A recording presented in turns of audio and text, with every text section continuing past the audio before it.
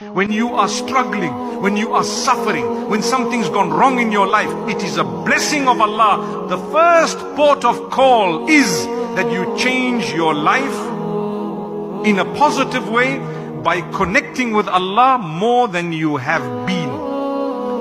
If your problem did not prod you to getting up at night when everyone was asleep to cry to Allah, then it's not yet a problem. It's not yet a problem. Allah will squeeze you further. You know why? He loves you. He wants you to do something. He wants to invite you to an act of worship that is fulfilled by invite only.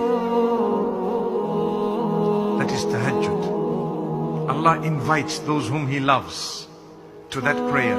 And sometimes the invitation is through squeezing you until you realize, I have to.